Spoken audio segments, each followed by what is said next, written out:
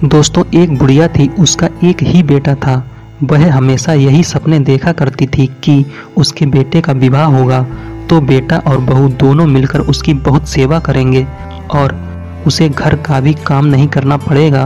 दोस्तों धीरे धीरे वह दादी भी बन जाएगी और उसका स्वर्ग जैसा घर हो जाएगा। आखिर वह दिन आ ही गया जब बुढ़िया के बेटे का विवाह हुआ। वह दादी भी बन गई, लेकिन संयोग से उसका कोई भी सपना पूरा नहीं हुआ। बुढ़िया का बेटा तो सुबह काम पर चला जाता और पोता स्कूल चला जाता, तब बहू उसके साथ बहुत बुरा व्यवहार करती। बहू बुढ़िया से घर में झाड़ू लगवाती, झूठे बर्तन साफ करवाती और टूटे फूटे बर्तनों में उसे भोजन देती। दोस्तों शुरू में तो बहू अपने पति और बेटे के पीछे ही बुढ़िया से झगड़ती थी, लेकिन धीरे धीरे वह अपने पति के सामने भी बुढ़िया का अपमान करने लगी। दोस्तों एक दिन टूटे बर्तनों में बुढ़िया को भोजन करते देखकर उसके बेटे को बहुत दुख हुआ। उसने अपनी मां का पक्ष लेते हुए अपनी पत्नी को बहुत डांटा। पति पत्नी दोनों में बहुत कहासुनी हो गई। धीरे धीरे बुढ़िया के बेटे ने भी पत्नी का विरोध करना छोड़ दिया।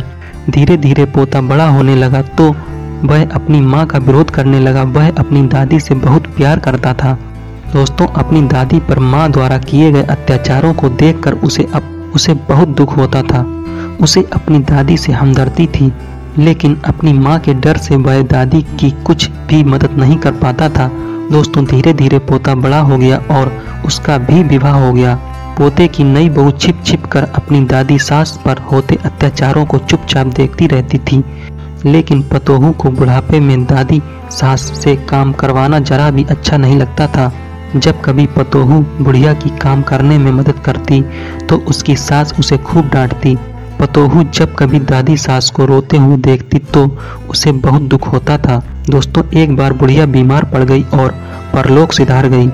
अब बुढ़िया की बहू पतोहू से ही घर का सारा काम करवाती और उसके साथ अभद्र व्यवहार करती। जब पतोहू ने देखा कि उसकी सास दादी सास की तरह ही, तो उसने बदला लेने की ठान ली। वह भी अपनी सास से वैसा व्यवहार करने लगी जैसा व्यवहार उसकी सास अपनी सास से करती थी। दोस्तों अब तो पतोहू अपनी सास को फूटी थाली में भोजन देने लगी। यह देखकर उसके पति और ससुर ने बहुत विरोध किया। पतोहू ने अपने ससुर और पति से कहा, मेरी दादी सास जितनी मेहनती और सीधी थी, जब माताजी उन्हें फूटी थाली में भोजन देती थी तब तुम कुछ क्यों नहीं बोले? उन पर होने वाले अत्याचारों को तुम दोनों चुपचाप देखते रहे, तब क्या तुम्हारे मुंह पर ताला लग गया था? यदि किसी ने माताजी की पैरवी की तो मुझसे बुरा कोई नहीं होगा। दोस्तों पतोहू की बातें सुनकर उसका पति और ससुर कुछ नहीं बोले। उन्होंने भी उसका विरोध करना छोड़ दिया। ससुर को अपनी पत्नी के साथ अभद्र व्यवहार देखकर बहुत गुस्सा भी आता था। जब ससुर पतोहू को डांटने लगे तो वह उनके साथ भी अभद्र व्यवहार करने लगी। दोस्तों सास ससुर अकेले में बैठकर अपने सुख दुख की बातें करते और यही सोचते थे कि जैसा करोगे वैसा भरोगे।